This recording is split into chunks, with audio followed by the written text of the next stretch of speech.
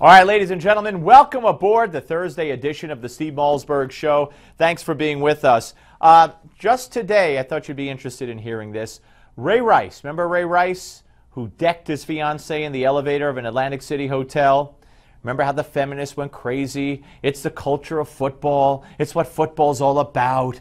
They have cheerleaders, which lead people and the players to hit women because they got cheerleaders. The feminists went nuts. Now, don't get me wrong. Ray Rice should have been thrown in jail for what he did. But don't go blaming cheerleaders in football for, breeding that kind of environment that would lead to someone hitting and knocking out their girlfriend. I mean, that's a feminist lunacy. Well, speaking of feminist lunacy, they wanted Goodell, Roger Goodell, the commissioner, out. He must go. We're going to boycott the game. Never happened. Nobody's going to boycott football. However, you know who screwed up royally? The cops, the authorities in Atlantic City. They should have arrested him. They should have thrown him in jail. In jail. You know what happened today?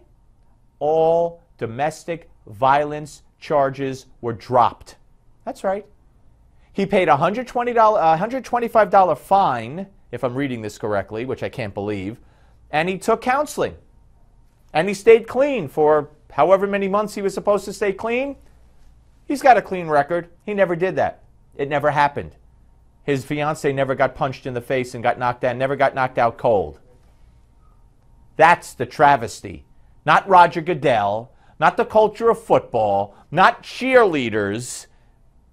The police, the authorities, the powers that be, that whitewashed this, that slid it under the rug or tried to until they were caught, that never charged him with what he should have been charged with appropriately, never prosecuted him appropriately, let him take a plea and let him walk, because now it's all over.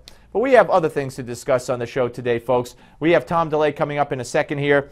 Hillary's emails, some of them have released. She wanted them released. We found out about some of the released emails today. We're going to let you know what's in them. We'll talk about it with Tom DeLay. ISIS is on the march, and things are not good. But Barack Obama said today, we're not losing the war against ISIS. No, because when your definition of winning isn't to win, then your definition of losing isn't the traditional definition of losing. Let's watch a little bit of Hillary, though, first, shall we? And then we'll talk about it all with Tom DeLay. Watch this.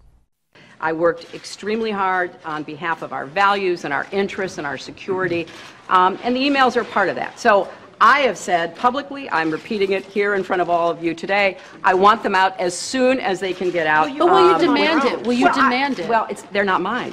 They belong to the State Department. So the State Department has to go through its process, but as much as they can expedite that process, that's what I'm asking them to do. Please move as quickly as they possibly can to get them out. Oh, hurry up, hurry up, hurry up. Release the emails.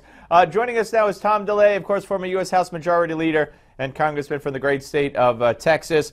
And Congressman, she's getting her wish in parts here. The New York Times had access to some of the emails.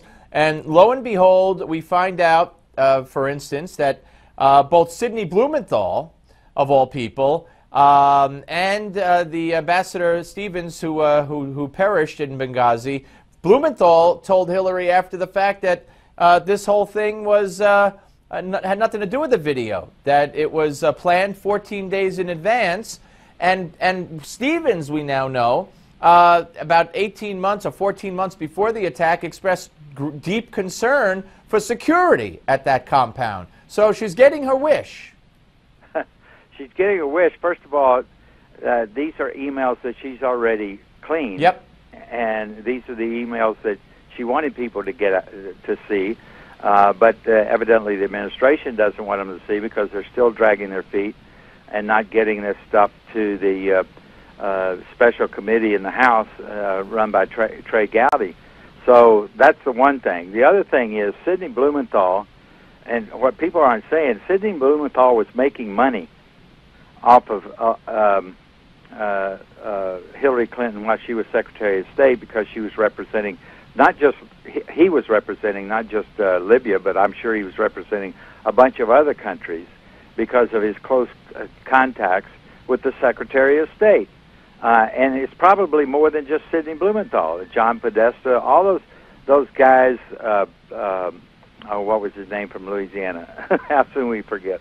You're talking about James Carville? Yeah, Carville and all these other guys. I don't have any information that says that, but I know how the system works. All these guys are making millions of dollars, not just for themselves because of the positions that they held before, but because Hillary Clinton and Bill Clinton, their big benefactors, are in positions of power, not just the foundation, but Secretary of State. Could you imagine, if and not to interrupt, if these are the emails, and we've only seen a couple from the New York Times so far as we speak, if these are the emails that she wanted released, imagine what she wiped off the server?